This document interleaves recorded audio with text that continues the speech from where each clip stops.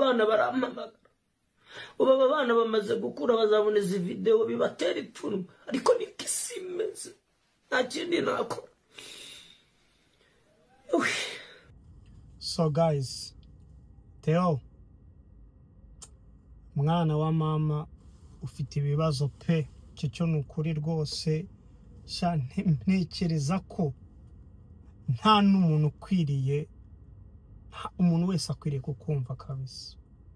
Noneho ikintu ngewe kinshimishije n'umugabo nyawe uhagarara mu bibazo by'umuryango we.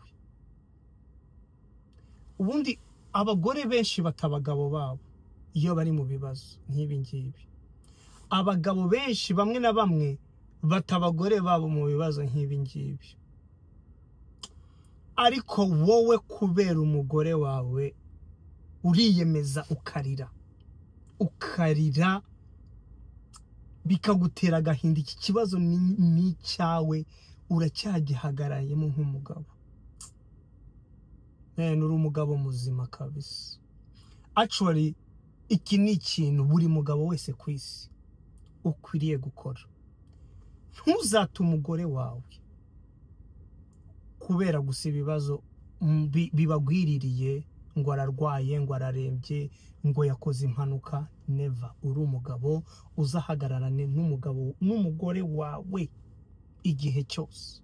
Kubw'iyo mpamvu Theo, ntago ari ukukubeshya, ntabwo nari mfite amafaranga pe mu by'ukuri, ariko Theo aya ni amafaranga nari nyafite ya budget gusa yo kurya, ariko kurya kwanjye ntago bigikenewe. Aya ni amafaranga yawe, ngiye guhita nyagushikoherereza kuri World Limit mu kanya. Ngiye guhita nshiraho na receipt na nimero nayoherejeho.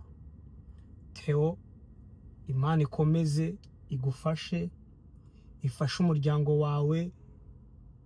Ntago ndi umuntu ukunda kuvuga Imana mu kanwa kanje kugira ngo ngaragare nk'umukristo, ko n'ubundi maybe shobora no kuba ntariwe nubwo nkunda Imana cyane, ariko Imana ibatabare, Imana ibabe hafi, kandi na buri muntu wese wokabyara we nimutabare Theo.